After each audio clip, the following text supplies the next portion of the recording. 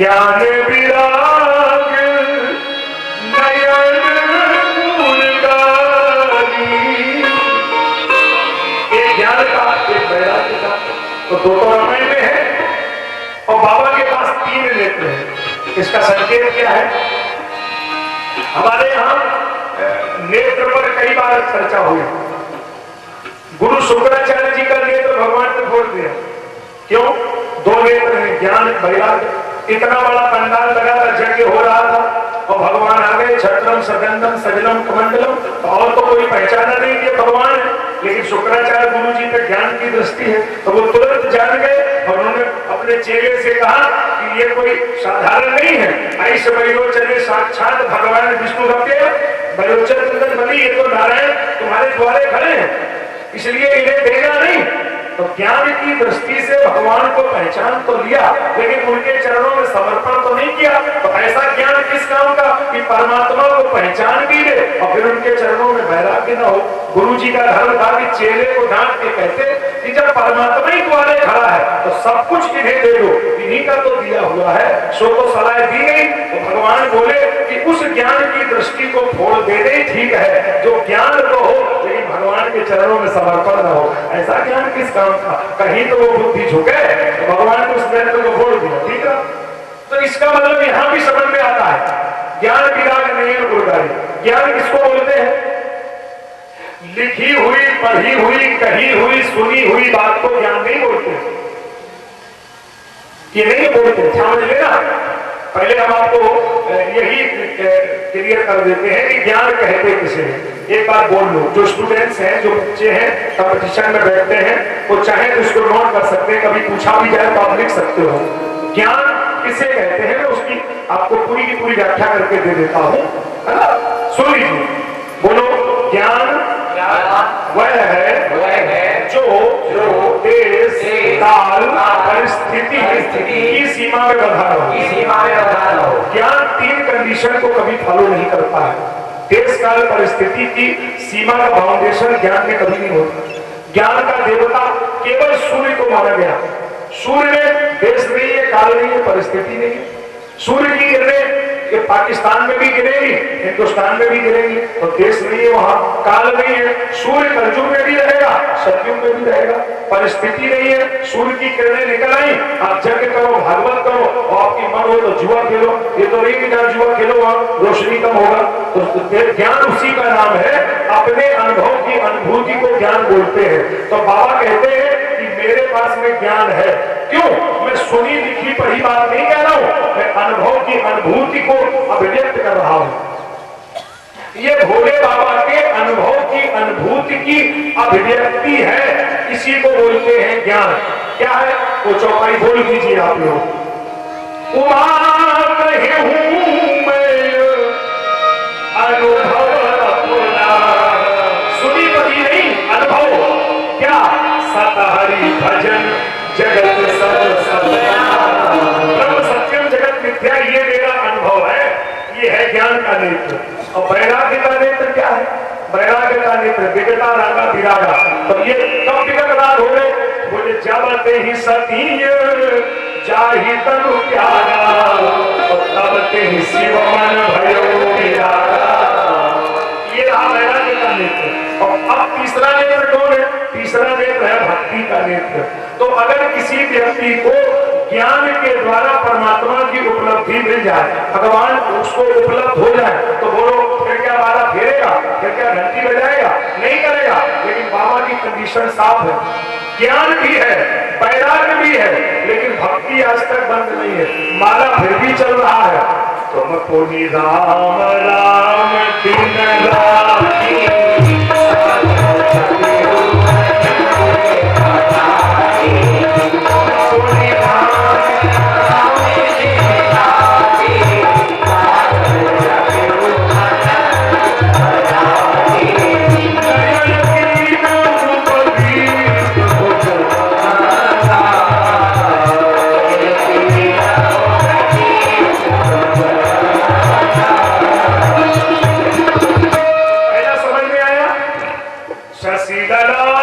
समझ में आया?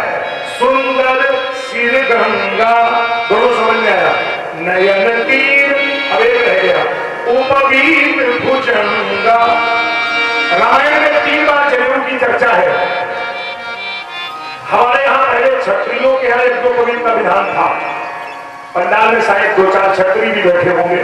ये गांव तो ब्राह्मणों का है, ज्यादातर आस पड़ोस में क्षत्रिय भी रहते हैं। रामायण में यज्ञोपवीत का वर्णन है। कब? बोले भय कुमार जब ही सब भ्राता, तो दीन जनेऊ दुर्विदु माता। 3 बार यज्ञोपवीत की चर्चा रामायण में आई। ब्राह्मण का यज्ञोपवीत सूत से बनता है, कपास से बनता है, रुई से बनाया जाता है। ब्राह्मण का यज्ञोपवीत, उसमें 96 चौवा होते हैं। ब्राह्मण के यज्ञोपवीत में ब्रह्म गायत्री होती है और वो ब्रह्म गायत्री का जप करता है। थोड़ी देर में हम कथा बंद होगी, हम लोग आरती लेके जाए, थोड़ा 2-4 मिनट चर्चा और होगी। 5:30 का मतलब कभी हमारे यहाँ 29 नहीं होगा, 31 नहीं होगा, बिल्कुल 5:30 पे बंद करेंगे। इसलिए आप ध्यान में रखिए, थोड़ी देर और सुने, बात अच्छी है, पूरा समझा दो। बोलो जरा क्या कह रहा था मैं? ब्राह्मण का यज्ञोपवीत 96 चौवा से बनेगा और ब्राह्मण के यज्ञोपवीत जो होगा उसमें ब्रह्म गांठ लगेगी और ब्रह्म गायत्री का अनुष्ठान करेगा। वो ब्राह्मण की गायत्री ब्रह्म गायत्री होती है। नंबर 2, क्षत्रिय का यज्ञोपवीत और वैश्य का यज्ञोपवीत 94 चौवा से बनेगा और उसकी गायत्री होगी रुद्र। नंबर 3, ब्रह्मचारी का यज्ञोपवीत सूत से बनेगा। ब्रह्मचारी का यज्ञोपवीत मूंज से बनेगा। ब्राह्मण सूत का यज्ञोपवीत पहनेगा, क्षत्रिय ऊन का, वैश्य ऊन का, और इसकी रुद्र गायत्री हो जाएगी। और जब ब्रह्मचारी का यज्ञोपवीत होगा तो वो मूंज से बनाया जाता है। एक मूंज घास होती है, उससे ब्रह्मचारी का यज्ञोपवीत बनता है। लीजिए मैं सबको अलग अलग प्रमाणित करके दूं। एक ब्रह्मचारी है, वो मूंज का जनेऊ पहने हैं।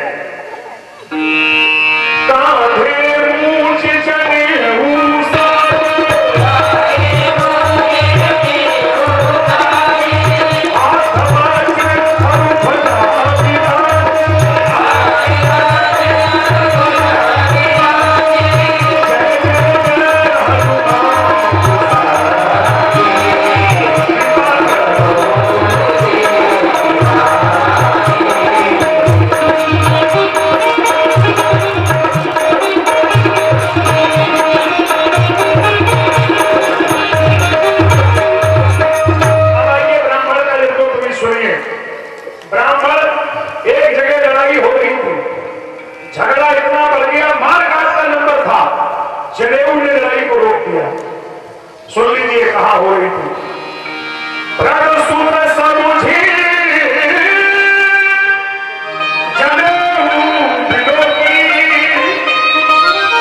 आप भगवंशी ब्राह्मण है, क्यों? जनेऊ बिलो की, मैंने तुम्हारा जनेऊ देख लिया है। आप भगवंशी ब्राह्मण है और अब आप कुछ भी कहोगे, हम और हमारा भाई कुछ बोलेगा नहीं। जो कछु कहा हूं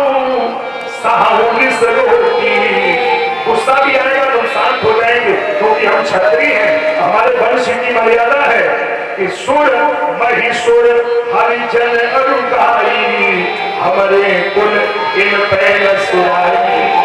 हम कभी इन पर बात नहीं करते हैं। बधे पाप पकीरत हारे, मारन हूं पाप परिय तुम्हारे। इसलिए पंडित जी हम झगड़ा नहीं करेंगे। तो परशुराम जी का, राम जी का झगड़ा इसी बात पर निपटा कि जनेऊ देख लिया। ब्राह्मण शस्त्र उठा सकता है, ऐसा आप ध्यान करना कभी कि ब्राह्मण आजकल शस्त्र ले लेते हैं। हमारे यहाँ हमको दोनों के लिए अधिकार दिया है। आप चाहे तो पढ़ सकते हैं महाभारत भीष्म पर्व, देखिए हमको अधिकार दिया। 3 कालों में हमको शस्त्र उठाने का अधिकार है। हम शास्त्र तो दिन भर उठाते हैं, शस्त्र भी 3 कालों में उठा सकते हैं। प्रमाणित कर रहा हूं, श्लोक सुने, महाभारत में है। ब्राह्मण त्रिषु कालेषु शस्त्रम ग्राह्यम न तुष्यति। 3 कालों में शस्त्र ग्रहण करेगा। कब? आत्मत्राणे बाणदोषे दुर्दम्य नियमे शुचा। आत्मत्राणे, अपनी रक्षा के लिए, बाणदोषे, जब समाज में बाणदोष बढ़ रहा हो उस समय, और दुर्दम्य नियमे शुचा, जब दुष्ट इतने बढ़ गए हो कि वो अनाचार करने लगे तो उस समय ब्राह्मण को अधिकार है कि वो शास्त्र और शस्त्र दोनों से समाज का सुधार करती है। जरूरी है उसके लिए।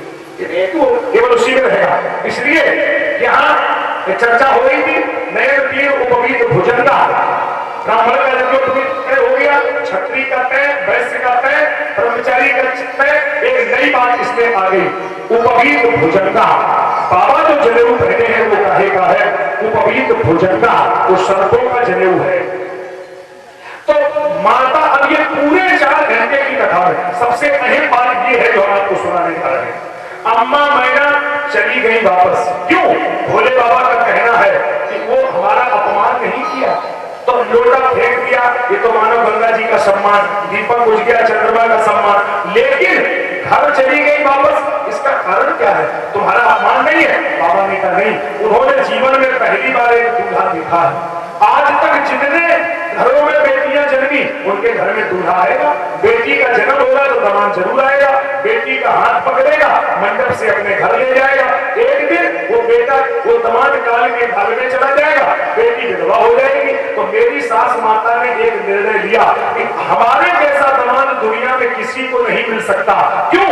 दुनिया में जन्म लेने वाले जितने भी दामाद हैं वो इस दुनिया में जन्म लेकर आते हैं और एक दिन काल के सामने हार जाते हैं, काल के काल में समा जाते हैं। लेकिन पहली बार मैना के दरवाजे दामाद आया जिसके सामने काल ने अपनी हार को स्वीकार किया, इसलिए काल उसके गले का हार बन गया है।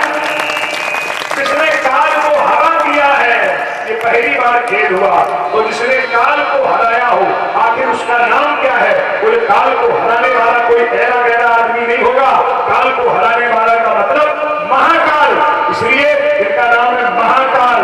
कालम महाकाल, कालम कृपाल, गुणागार संसार, पारम गतोऽहम्, तुषाराद्रि संका सगौरम गभीरम, मनोभूति कोटि प्रभास्ति शरीरम।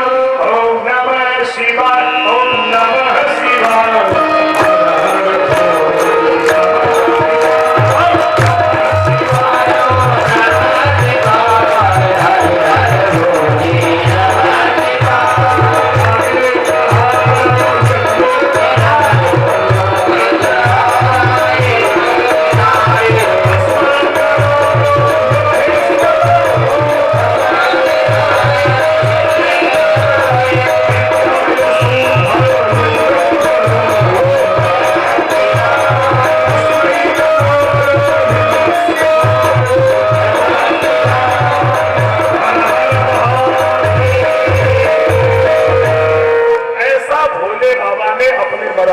समझाया। अब 1 मिनट जरा सास की सुन लो, फिर बात पूरी हो। अब सास घर पहुंच चुकी, इनकी बात छोड़ो, बाबा जो कह रहे वो छोड़ दो।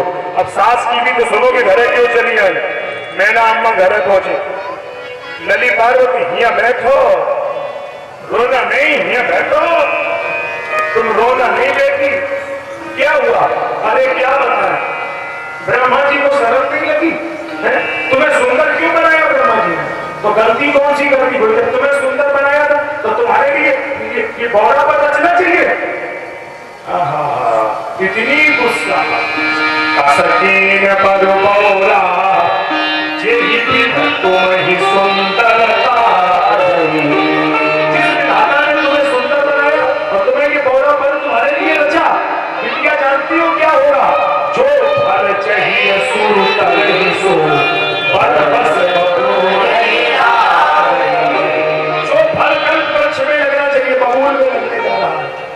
लेकिन एक बात सुन लेना बेटी पार्वती, हमारा नाम मैना है, मैना, ध्यान रखना, मैं मानूंगी नहीं किसी की।